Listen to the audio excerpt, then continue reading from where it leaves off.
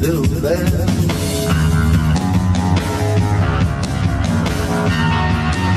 Monsieur le ministre, bonjour. Merci de nous recevoir dans les locaux du ministère de l'Habitat et de la politique de la ville. Vous nous recevez aujourd'hui non pas en tant que ministre, mais en tant que secrétaire général du PPS. Et l'émission que nous sommes en train de tourner s'intitule 5 minutes pour convaincre. Voilà, il faut parler politique. Moi, je ne vote pas. Moi, Najib Abdelhak, je ne vote pas parce que je n'ai plus confiance en la politique. Et les partis politiques m'ont déçu.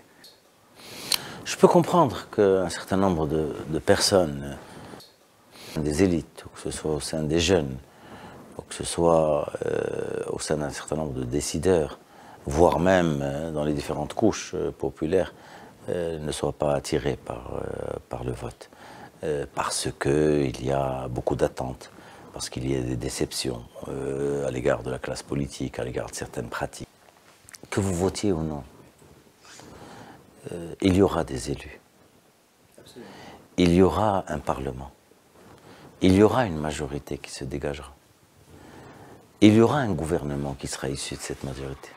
Si aujourd'hui vous ne prenez pas parti, vous ne dites pas que vous avez une préférence, peut-être pas une conviction à 100% à l'égard d'un parti politique, mais au moins une préférence pour un parti qui vous convainc un peu plus que les autres, eh bien, sachez que de toute manière, cela se fera sans. Qu'est-ce qui fait que le PPS se distingue par rapport aux autres partis politiques? Parce qu'aujourd'hui, je vais vous dire, la grande problématique, ce qui fait l'originalité, l'authenticité du PPS aujourd'hui, c'est que c'est un parti qui veut un vrai choix démocratique, qui veut défendre le projet démocratique contenu dans la Constitution.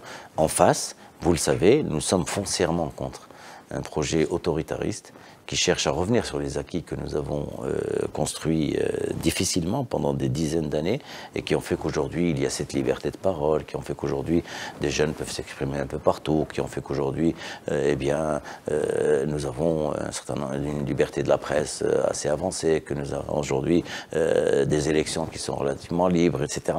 Donc ça, nous voulons continuer aujourd'hui d'avoir cela. Nous ne voulons pas d'un retour en arrière. D'un retour en arrière de partis politiques à la solde. Nous ne voulons pas d'un Parlement qui soit là pour la forme.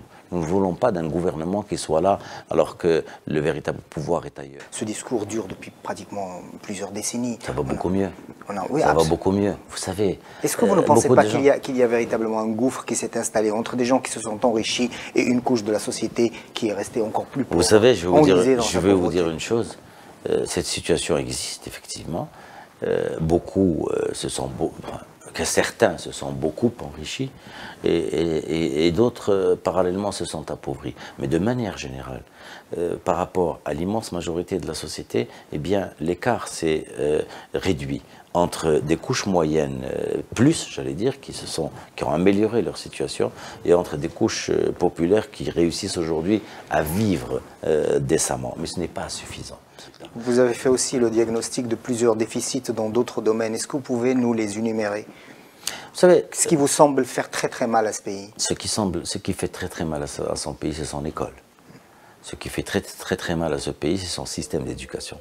Et je crois que cela a été reconnu au plus haut niveau de l'État. Nous devons impérativement créer les conditions de l'école pour tous. Deux autres questions, monsieur le ministre. D'abord, le PPS reconduit, qu'est-ce qu'il fera concrètement? Ce qu'il n'a pas pu faire et qu'il pourra faire cette année. Le PPS reconduit, c'est l'homme, l'humain, au centre des politiques. Toutes nos politiques publiques seront orientées pour améliorer la situation du Marocain et de la Marocaine et du citoyen et de la citoyenne. Deux, et je ne rentre pas dans les détails, développer durablement notre économie, avec un rôle primordial de l'État, mais également en développant l'entrepreneuriat et le partenariat public-privé, et faire en sorte que le Maroc devienne leader, en tout cas dans la région à laquelle il appartient. Je vous demanderai juste un dernier mot, un message. Un message et un credo, un adage, quelque chose qui vous tient à cœur, quelque chose qui vous portez en vous et qui pour vous est essentiel à dire aux gens. Un message, je dirais, aux citoyens et aux élites en particulier, un peu de confiance, un peu de volonté de faire en sorte que ce Maroc puisse avancer.